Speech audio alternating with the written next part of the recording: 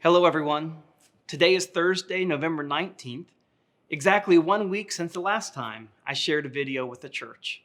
And as we have seen, a lot can change in just 1 week. Over the last 7 days, we've seen COVID cases continue to grow at an alarming rate in our country and in our state.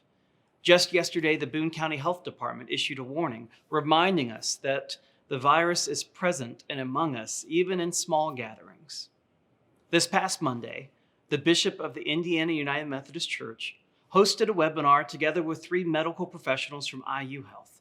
And as they discussed the risks of in-person gatherings, the bishop asked for all United Methodist churches in the state of Indiana to consider closing in-person worship services for the foreseeable future until we're able to get the positivity rate in these COVID cases down in our state.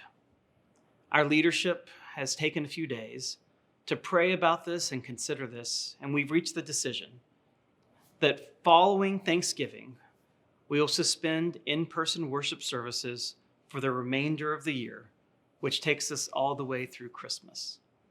I recognize that this is a disappointment to many of you. It's to me too. I can't imagine going through a year and not having both Easter and Christmas with the church open on those days.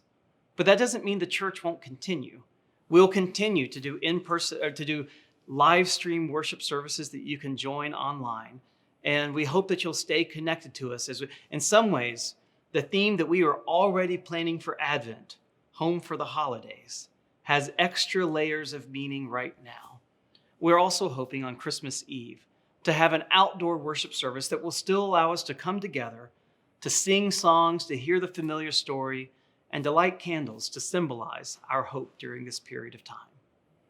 So I remind you of just a few things. Number 1, we've been here before. We know we can do it. We didn't know last March what it was going to look like, but when you think about it, we know so much more now about coronavirus, about COVID, about how to survive shutdown. And so we know we can manage this for however long we need to. 2, I also remind you there's hope on the horizon. Along with the news about the rising cases, we're also seeing encouraging news about the success rate of vaccines that are currently in the final stages of being tested. And so we can look forward to sometime next year, the hope we have that we'll be able to open the church doors wide and gather in our families and our communities to celebrate all that we've been through of the previous year. And perhaps most importantly, I remind you of the hope of Christmas, the word Emmanuel, the promise that God is with us. God is with us every step of the way. And I hope you know we as a church are with one another during this stretch. Please stay connected during this Advent Christmas season. Make sure there's always someone you know who's touching base with you and that you're checking on them as well, because we're going to get through this thing together. So this Sunday, November 22nd, will be the last in-person Sunday morning worship service we're going to have this year. And if you desire to come and be part of that worship service, please remember the risks involved and follow all the safety protocols that we've been following all along this journey.